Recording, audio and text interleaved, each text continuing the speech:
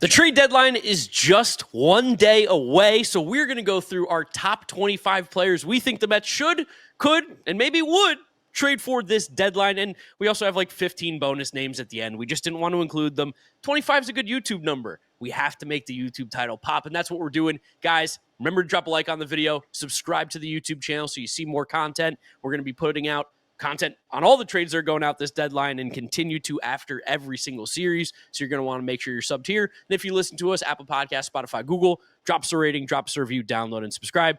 Of course, we're starting off at number 1 with the man of the hour, the man, the myth, the legend that is Luis Robert. Everybody's been talking about him, and I want him, James. I want him on this team badly.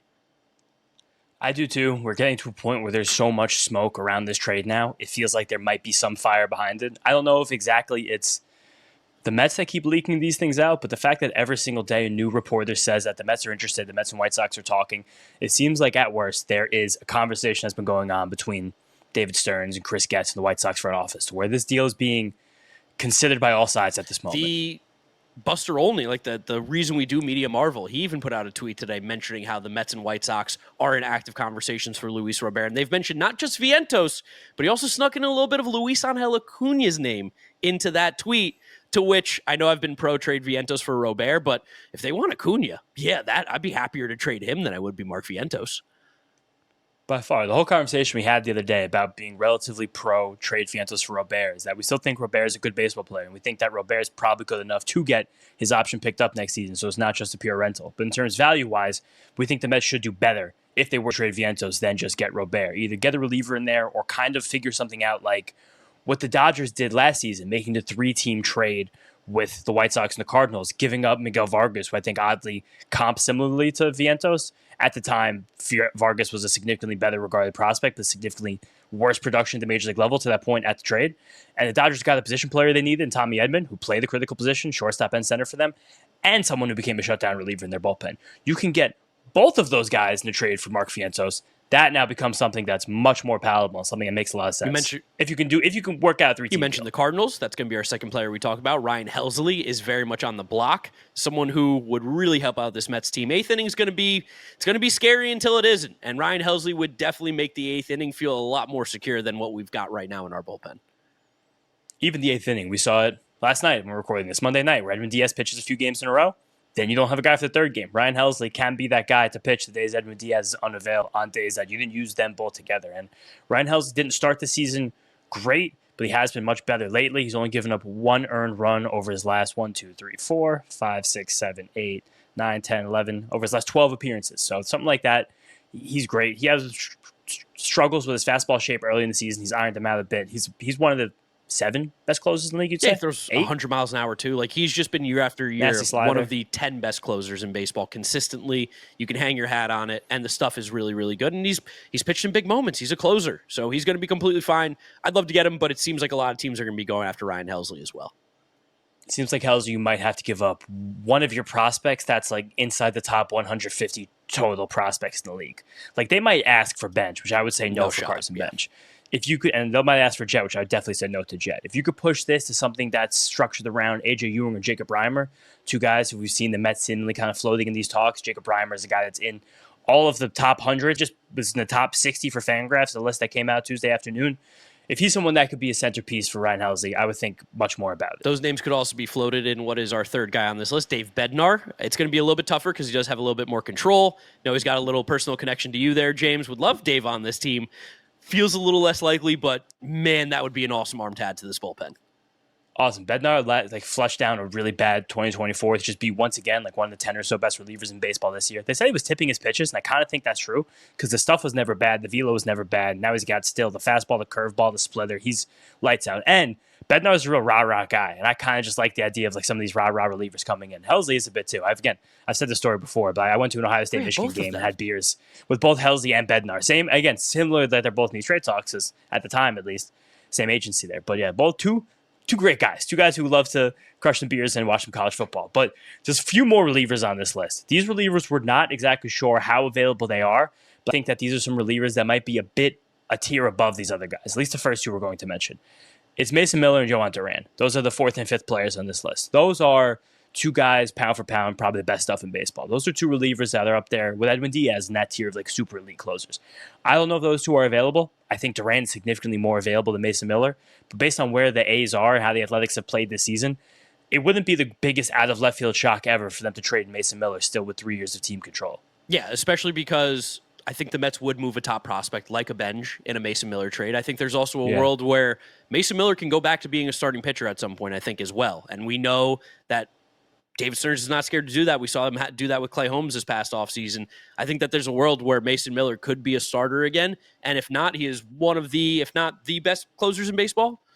Yeah, he has 4 more years team controls, 2026, 27, 28, and 29. So that's going to cost a lot. So again, it will cost a Carson Bench. It will cost someone that is like comfortably become like one of the 35, 40 best prospects in all of baseball consensus. It will cost that plus more, probably. Yes. But that might be the price you pay for, again, getting someone who I know the ERA crowds are going to be pissed at us for saying this, but pound for pound, one of the absolute best relievers in baseball. No doubt about it. Guess. 3.8. Yeah, 3.76. That's pretty good. Okay, yeah. I'm only saying that because you said they were going to be mad. Otherwise, I was like, he's, again, like you said, pound for pound, disgusting. Yeah, but it's hard to say that someone who has a 3.8 ERA is one of the best closers in baseball. Because when closers have good seasons, the ERAs are like 1. You know what I mean? But like just a few home runs does that. Where Duran, on the flip side, his ERA is the 1. Like that is the guy who's like completely unhittable. And his teammate also, next guy on this list, Griffin Jax. Those are two players who I think the Twins were always looking to shed salary, always looking to kind of figure out their next move. Because you look at a team like this year, the Twins, if you would have told them preseason, Byron Buxton was going to have the best season of his career by far, look like an MVP candidate. Like, you would have some pitching injuries. Like, you're losing Pablo Lopez for a while, but Joe Ryan's also going to get Cy Young votes. The bullpen stays healthy, and most of the lineup stays healthy. They'd be like, nice, we can win the American League. And they suck. They suck so much worse than they ever could have thought they would have. So I don't think it's that crazy for them to offload one of these relievers. Because just one of them, like, especially Griffin Jax, who's already in his 30s, they both have a decent amount of team control. Jax has been a bit more of a down year this year relative to last year. He's a guy who throws so many sweepers, as he throws a lot of them to lefties too, one of the highest rates of right-handed sweepers to left-handed batters in the league. I think a year after doing that, they figured that a bit. But I see the Twins coming out as deadline probably trading one of those guys. And I think both have the caliber of being top 5, top 10 overall relievers in baseball. Yeah, and especially with the looming possibility of Edwin Diaz maybe opting out at the end of the season because he does have that option. Juan Duran would be a lockdown closer if that was ever needed going into the 2026 season. So I wouldn't consider those guys completely out of the realm of possibility. They will cost a little bit too because of those years of control. This next guy, though, probably a little bit less. Not really sure what the Royals are doing. They just traded for Randall Grichuk, but then they've made some other moves that make you think maybe they could be selling. Carlos Estevez. Maybe he's a guy that you look to bring in for the 8th inning. And I know Citi Field's a bit of a house of horrors for him, but maybe when he doesn't have to face the Mets, he can be even better. I think that the Carlos trading for the Royals is kind of like what we've seen some teams, like the Royals, who are a little bit less of high payroll teams, to say nicely, the last few years. You sell while you buy. Like, you get Randall Grichuk because you still want to climb yourself in the race. But the Royals have a good back end of the bullpen. We just saw it when we played them in a series.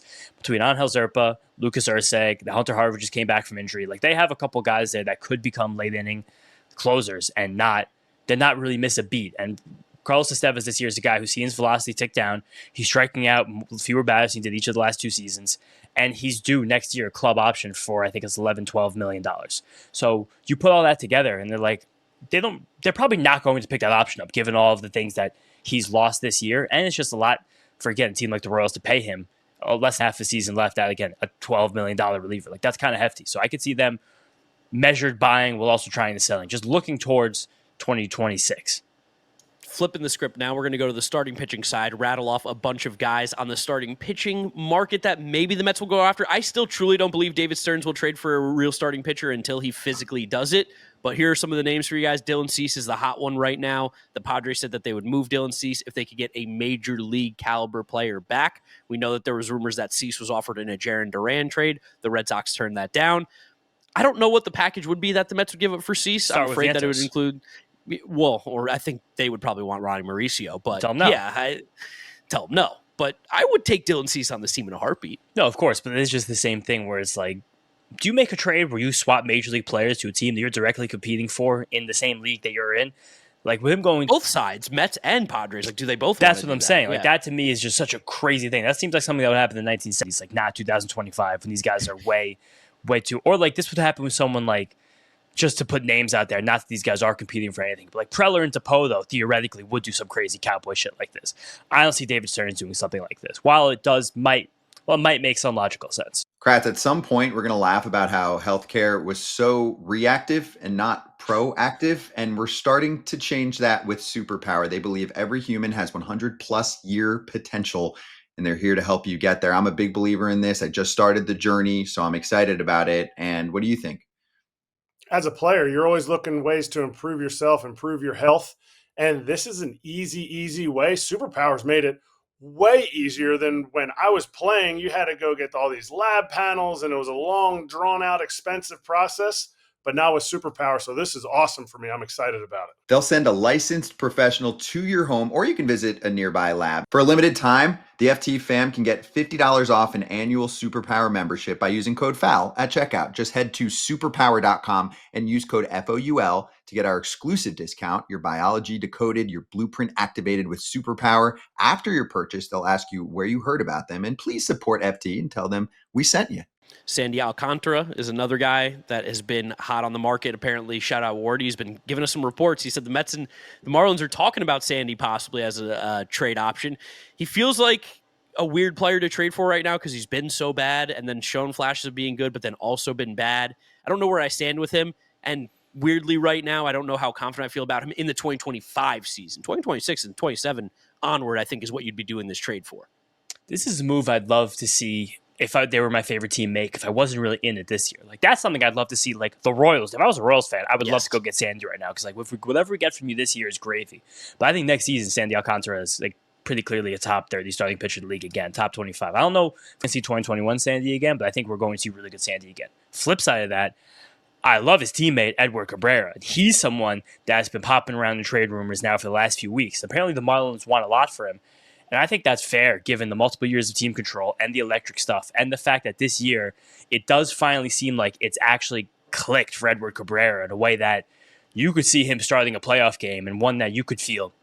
It feels like Edward Cabrera right now is on an upward trajectory.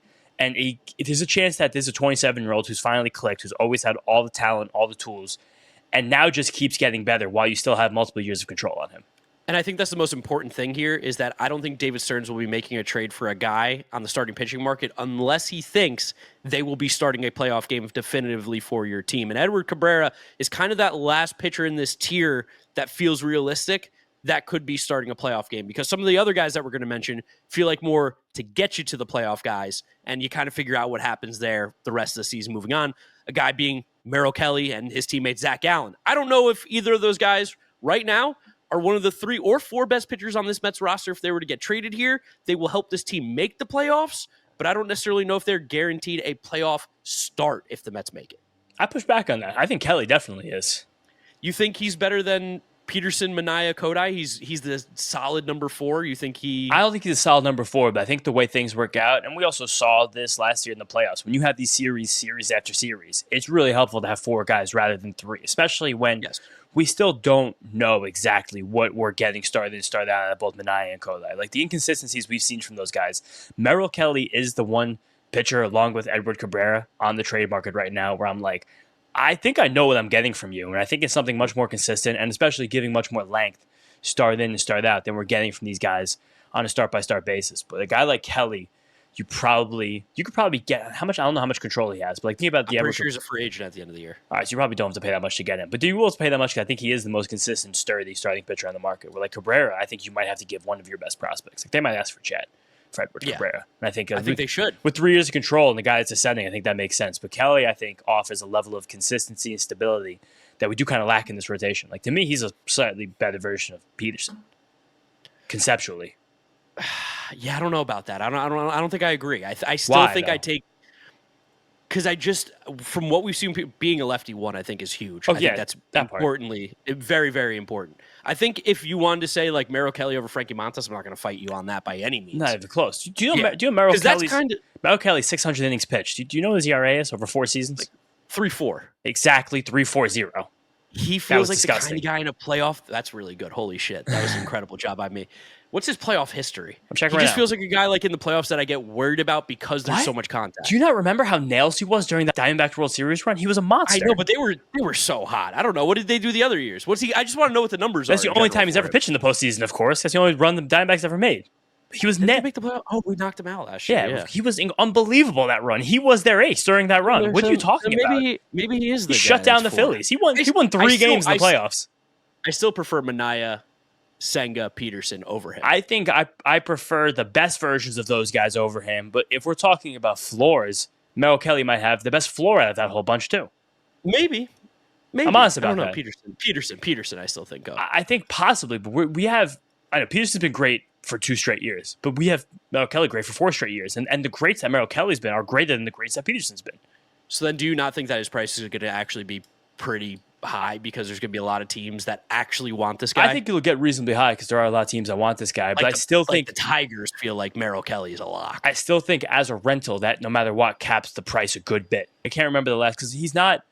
I think about the recent pitching rentals being traded. Someone like Flaherty. I don't think that they see Kelly as the same as Flaherty, even though I don't like Flaherty. Even the Flaherty return was underwhelming. It was Tyrone Lorenzo, who was a fringy top 100 prospect who had good batted ball data as a catcher, and Trey Sweeney, who was like he's just playing shortstop at the major league level. comparable to Luis Angel Acuna. Whereas, like, if you could do, that's kind of like Reimer and Luis Angel Acuna for Merrill Kelly. That feels like a lot for a rental, but that's also at the same time. It might even be too much. That might be too much. But again, that's also assuming that his price is the same as Flaherty. Think about Luis Castillo a few years ago, where that was like multiple top 100 prospects, but guys that were further away. But also no one that was really like a standout guy. Actually, that was Noelvi. Noelvi was pretty. Castillo had control too. So no, they signed an extension immediately. I thought. Maybe it was 1 year of control, then the extension. Yeah, okay. Yeah. But again, I think that Kelly is the pitcher that is the most. Maybe I'm sleeping on Merrill a little bit. I think you're sleeping on Merrill. I don't think you realize how good Merrill Kelly is. Merrill Kelly's awesome. Maybe I'm sleeping on him a little bit, but I will say Zach Gallen not starting a playoff game for this team.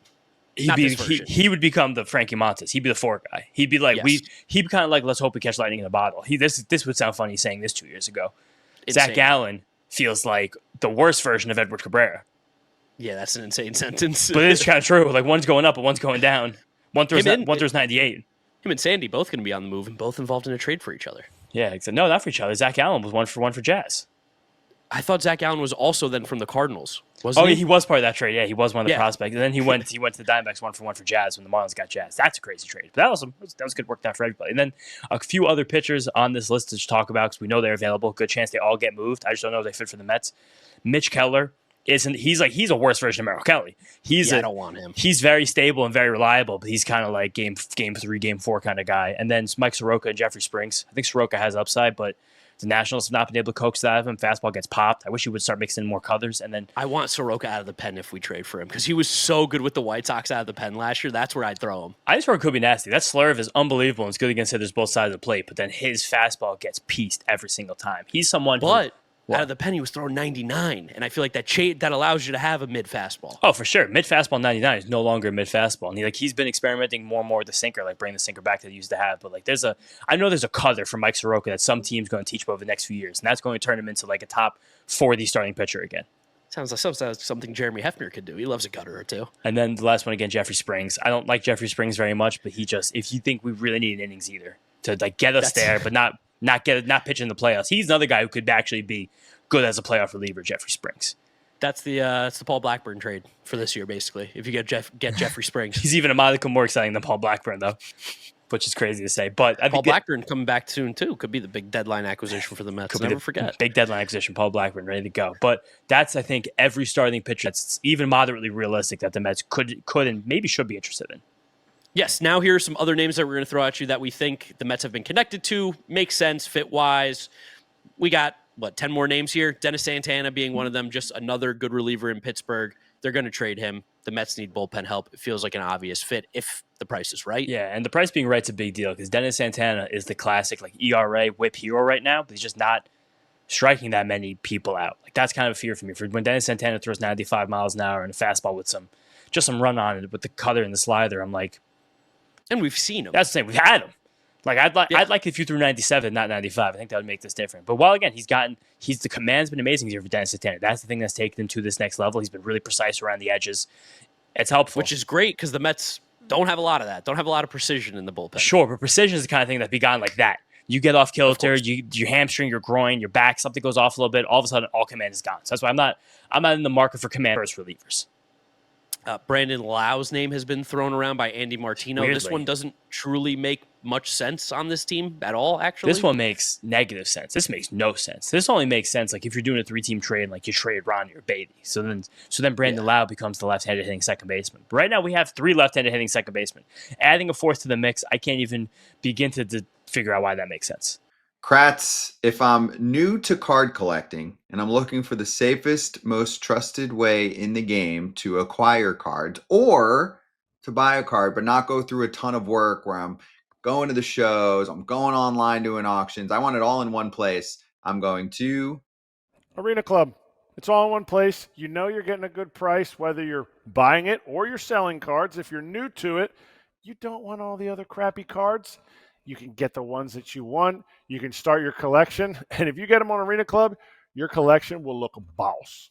That's right. And may I mention, they also have Pokemon cards in those slab packs that we talk about every week. You can rip a pack for as low as $25 and hit on a card that's worth tens of thousands of dollars because every pack has grails that are at least 20x the price of the pack. So get involved at arenaclub.com/foul. Use the code FOUL to get 20% off your first slab pack or card purchase. No, it doesn't make sense to me. Cedric Mullins' name has cooled off, I think, quite a bit with Mets fans and just the Mets community in general. But still, at the end of the day, if the Mets want to go a cheaper center field option, maybe someone who's not going to cost as much, he's a left-handed hitter. He could platoon nicely with Tyrone Taylor, or if Jose Siri ever decides to play baseball. I don't think Jose Siri is faking anything. I think he's definitely hurt. But I just don't know if he is coming back. Mullins is good. Mullins you might get a value in Cedric Mullins right now because of all the steam on Luis Robert. But I don't think Mullins has anywhere near the ceiling that Robert does, which is funny because when they started the season, Mullins was actually blazing hot.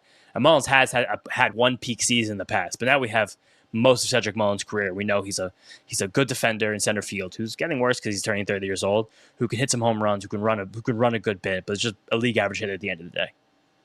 I don't know if I've said this on the podcast, but if I was a betting man, which I am, and I was putting money on something, I think the Mets are going to go get Harrison Bader. I think he's coming back. I think he's going to play center field. Let's run it back one more time. Bring the city boy back to Queens. He's playing really well. The bat speed's up. He's hitting the ball better than he ever has in his career. And, of course, we know he's an elite defensive center fielder. Those are all things that David Stearns values. And if he's hitting better than Tyrone Taylor again, I think any option's better. Yes, but we also just went through a whole postseason run where he didn't hit better than Tyrone Taylor, and Tyrone Taylor played every game.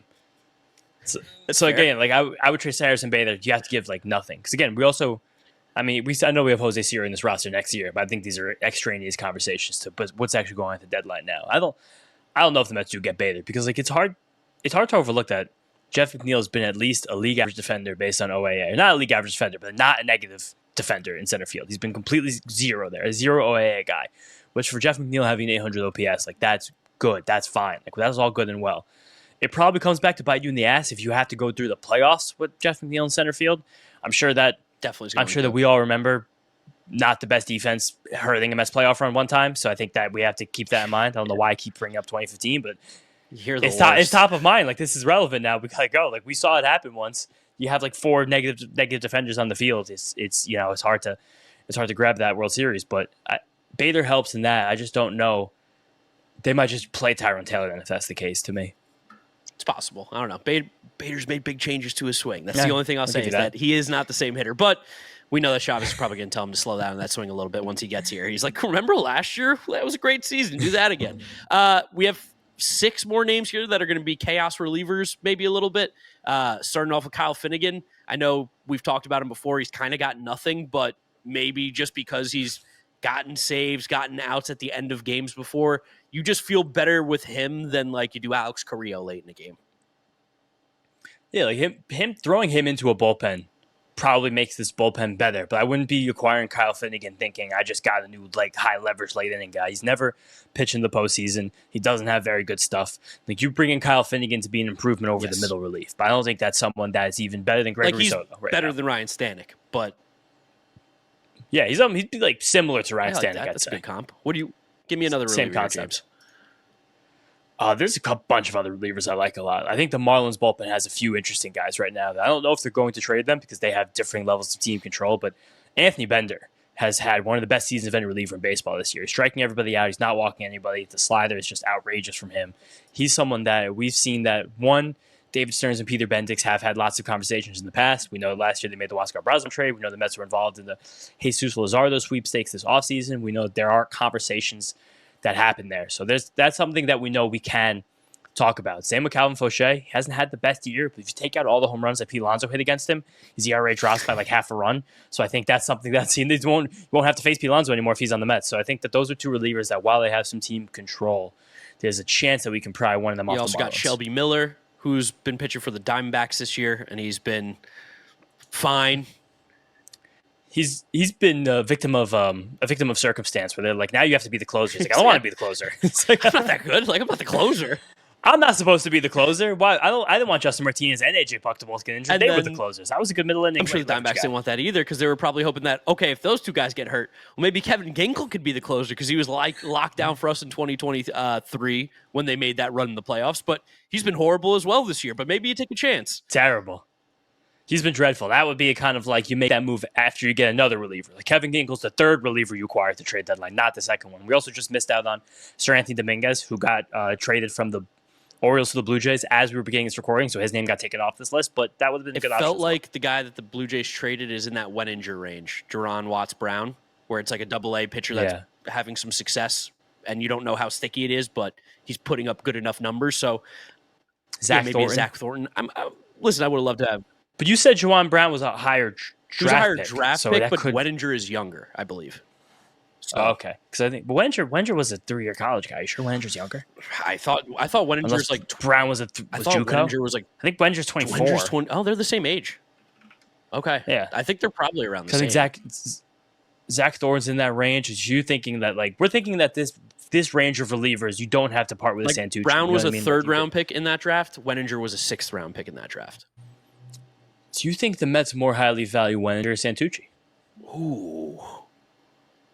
Because Wenninger's had more success at AA, but Santucci, in a smaller sample at AA, has had not that much different level of rate success just without the volume so far. I think they might. Wenninger's been so good, man. I think they might value Wenninger. He's got like the second highest K to walk ratio, only behind Jonah Tong in like AA. So Wenninger does become a fun chip for some of these starters that we mentioned too, or even some of those higher end guys. Like you could probably pair Wenninger with. I don't want to do this necessarily, but you could probably pair Wenninger with a Jet or a Bench and get a dude. Like that's the pairing to get you like theoretically probably Johan Duran. Even though I'm not sure if that's something I'd want to do. That probably is what it looks like. Surely we can't be the only people hip to Jack Wenninger. That's kind of how I think about it. No, he's got like the second most strikeouts in AA. That's what I'm saying. So it's like I think he actually has some real juice behind him. So maybe he does help us get somebody big. Maybe this is exactly what the Mets want from a guy like him.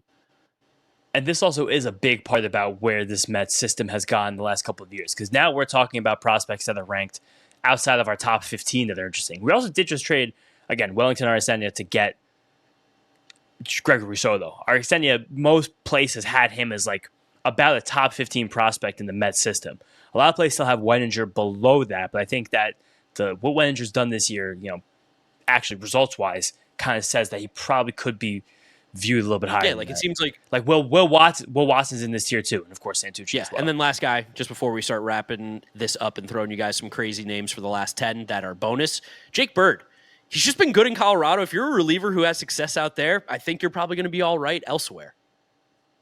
Yeah, definitely. He has had success there, and the success is something that comes from a guy that just throws hard with some good breaking ball. Like that's something that will kind of play in. And I think there's a bunch of years control too. Actually doesn't throw as hard as I thought. I thought Jake Bird threw much harder. Jake Bird's only sitting 94. So I guess it's all sidearm sinkers from Jake Bird. So then Jake Bird kind of becomes like the righty Gregory Soto, where he seems like, I know he has that curveball, but like how many lefties is Jake Bird able to get out? I don't know, but if we have Soto and we have Brooks Raley in this bullpen, you can mix and match and you can play the matchups, which is I think something that the Mets want to do. I think they want to be able to play these matchups smart like this down the stretch. Jake Bird, someone who I don't necessarily know if he will be traded even. I think they should cash in on him, but we'll see what the Rockies do. They're always an enigma. All right, let's just have some fun here. We have players 26 through 37. We'll just go back and forth, James. You go first. I'd stick with the Rockies. Seth Alverson. My boy. Fuck Jake. Yeah, fuck Jake Bird. Again, Jake Bird's fun. I like getting new arm slots in the bullpen, but give me Seth Halverson. Like, give me the guy who throws 102 miles an hour. If you can pry him away, if you can give up someone who's on the outskirts of the top 10 of our system to get someone who might be a 5-6 year dominant late inning reliever, like I want Seth Halverson. Yeah, I love Seth Halverson. Get it. Free my mans. I'm going to go with Osvaldo Bido.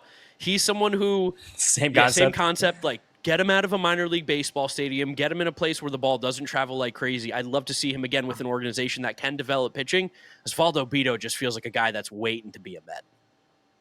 Yeah, I mean, that's someone who maybe is a Met like in 2 years when the A's non-tender him for no reason. I got two chaos center fielders. I think there's a less than 1% chance either of these guys are moved, but I know that these two teams, we are open-minded, to say the least, heading into the deadline, is Joe Adell and is Dalton Varsho. Varsho would be the defense-first center fielder with pop and speed from the Blue Jays, but no hit tool, where Adell, he kind of is figuring it out in center field. I wouldn't call him a good defender there, but he's hitting the piss out of the ball. He'd be like a true 5-6 hitter, right-handed bat that could transform the lineup that we've been searching for. That could be passable in center field. Same idea as McNeil. Now that we baited the Blue Jays fans, everybody else that's listening, and the Blue Jays fans have clicked off now. There's no shot they're trading Dalton Varsho. There's not a shot in the world. Yeah. That's just...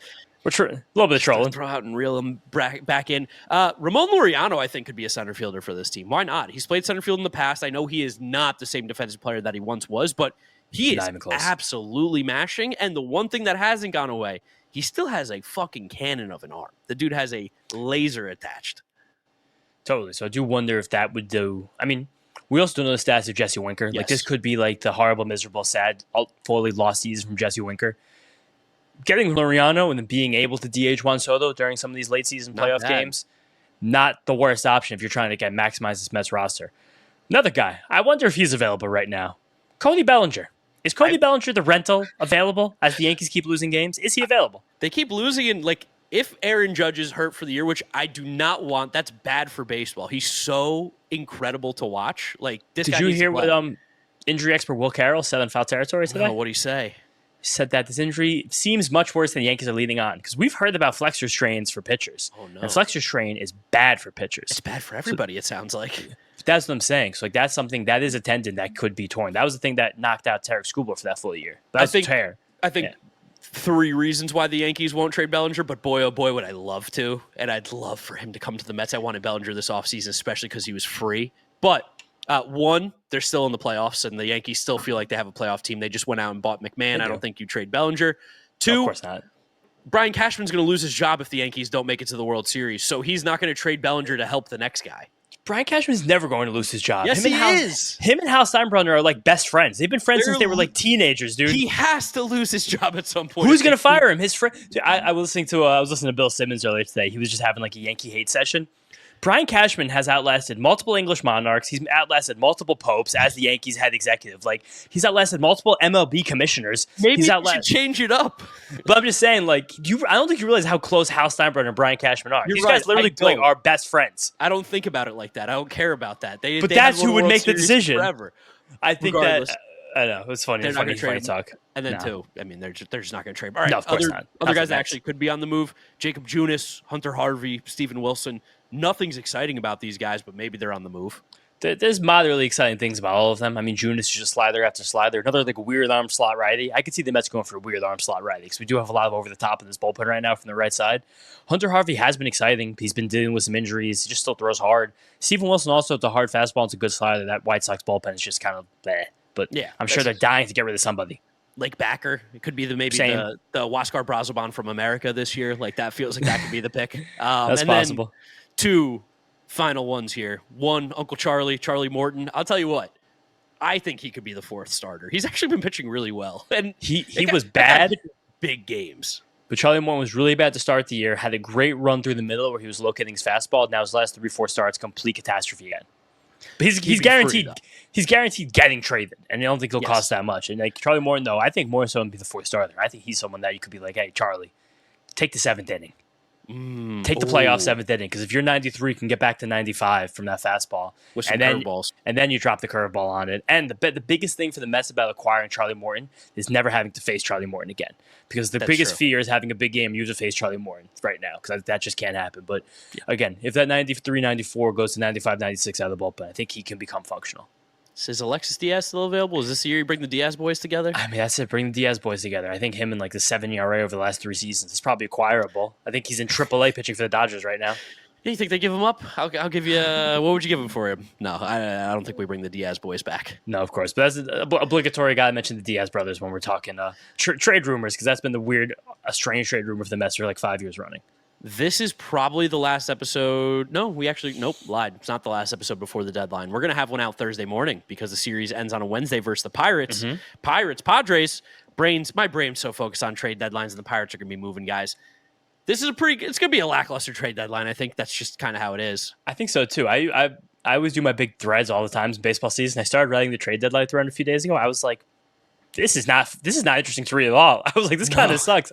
I was talking so much about Edward Cabrera. I was like, who actually wants to read about Edward Cabrera? So I was like, I think this is just going to be. I think the only thing that can make this trade deadline really exciting is, again, I think the Mets are one of the big players, like a Vientos 3-team trade with major league chess pieces moving to different teams, like similar to the Edmund Kopech, Miguel Vargas trade last year. That to me is something that could be really interesting.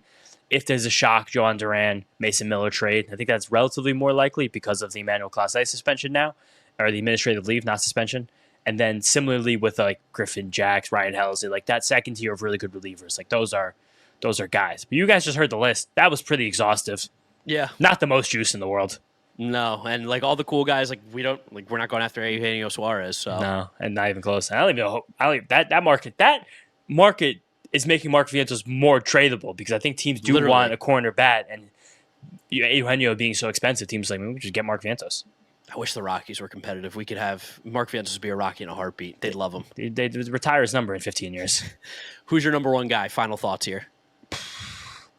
It actually might be Edward Cabrera, Merrill Kelly. I don't think the Mets are going to be super invested in those two guys, but those are guys I think can actually start playoff games and give us the length this rotation needs to kind of save this bullpen before we get to the postseason.